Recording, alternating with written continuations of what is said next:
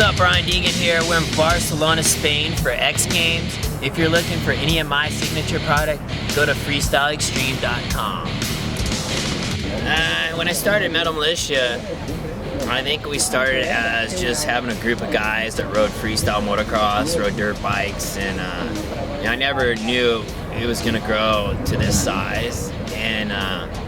But you know what? Everything I do, I work hard and try to advance it and develop it, and everything I do, I want to take it all the way to the max. And so I feel like that's what we did with Mulisha. It's the roots of freestyle. We're the guys who really started the sport, so I feel like it's it's here to stay.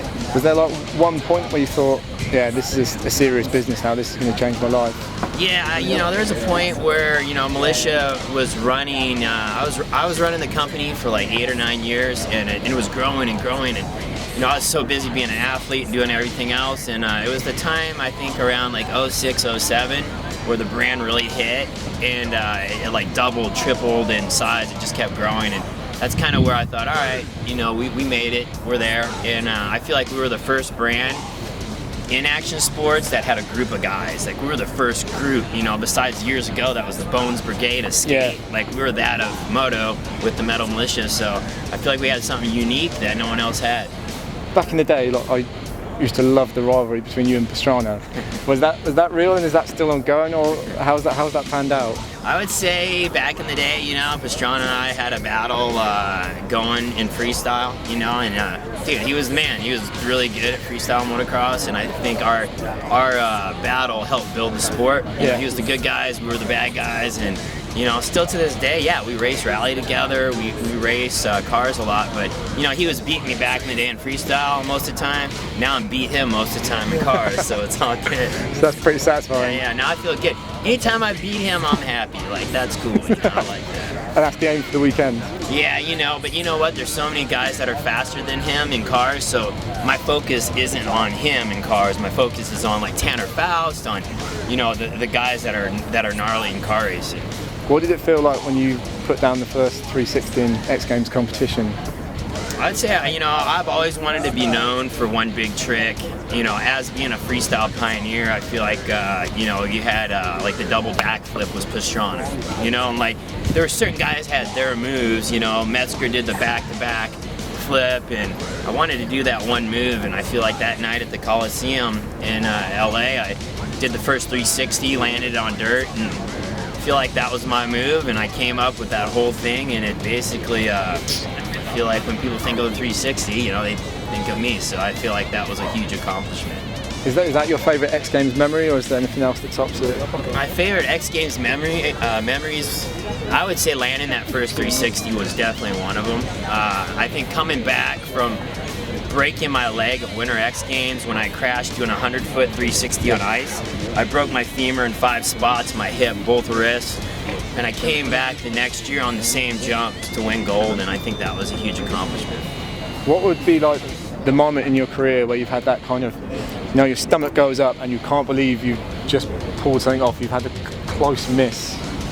I would say a lot of the big moves at X Games always got me that feeling where I was like, whoa, it was such a close call. There's so many tricks that ended up like that. But I think, in step up, a lot of times that happens where you just barely make it over and you barely save it, or you crash off the bike. And I think it happened in step up a few times. I was surprised pulling stuff off. Or in freestyle motocross, when I did the first 360. When I did the 360 the next day in best trick and won the event, that was one of those moments. Worst injury so far? Worst injuries, for me, I've had a lot of injuries. I would say the worst one, Winter X Games when I crashed, blew up my femur in 5 spots, my wrist, lost a bunch of blood.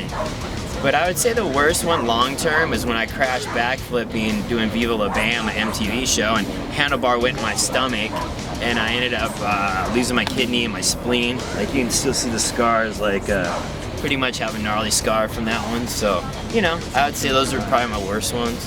What's the transition been like from 2 wheels to 4 wheels? Transition from moto to trucks has been pretty good, because I feel like truck racing is like moto but with 4 wheels, but rally car is now you're getting into like IndyCar where stuff's real precise, big sponsors, big money, a lot of pressure, and it's different because in freestyle moto it was up to me. Like it was like what I was gonna do was how the result was gonna happen. And in car racing, you have 10 mechanics, you have all these motors and transmissions and car setup. There's so much more to it. It's so much more complicated. So I feel like the transitions, moto's helped me with everything. Yeah. Moto's the best foundation. What have you got planned for 2013? Is there any secrets you can let us in on? For me in 2013, I'm one of the only guys that races off-road truck series and the Lucas Oil series. The full rally series, GRC, X Games, still riding dirt bikes, still love to ride freestyle motocross. I have the compound at my house and jumps and foam pits, racetracks, everything. And I still ride, with Jacko Strong, with Feist, all the guys come over. And so you know what, my life's good. Like I have fun and I still lay it down. I love riding moto and I ride the motocross track. So for me, 2013 is just like making it to all these events and staying healthy and trying to win, and all I want to do is win. Like I don't come to these events to get second or third. Like I do whatever it takes to go and win the gold medal, and that's my plans for this year. So what's an average day for Ryan Deegan? Average day for me, like I get up like at 5:30, like when the sun comes up, and basically I get out there and work on the course, work on the jumps, go water stuff, and usually riding freestyle or moto, and then go to lunch. I usually go down to Wahoo's Fish Tacos, and I got my one spot that I go like every day, and I have my little corner. It's like my table, and so we go after that. I'll go hit the gym. I'm really into jiu-jitsu, kickboxing, and MMA, so we train at the gym a lot and go there, lift weights, and train with guys for Charles at Icon Fitness. And after that, go home, do some truck testing, practice on my race trucks, or do some rally car testing. So it's that's what it consists of. A pretty busy day. Pretty busy day. Or taking my son Danger Boy to the motocross check. Well, we've seen the videos on Mulisha.com. He's ripping. He's the next generation. Danger Boy is going to be the kid, so he's the next generation. He's already winning amateur championships, stuff I didn't do till I was a teenager, and he's already doing it at 7 years old. So, we got the next generation coming up. Favorite bike so far? Mine's got to be the West Coast Choppers custom bike. That was just sick. Yeah, I'd say out of my whole career, the bikes that stand out the most for me are my first bike from West Coast Choppers. Me and Jesse James sat there, designed it. And I feel like I was the guy who brought customized dirt bikes into motocross, into freestyle.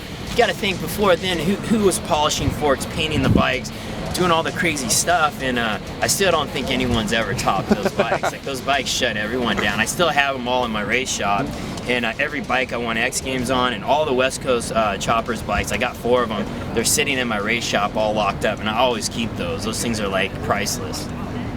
Awesome, man. That's it. Thanks for your time. Yeah, right on. Thanks for tuning in.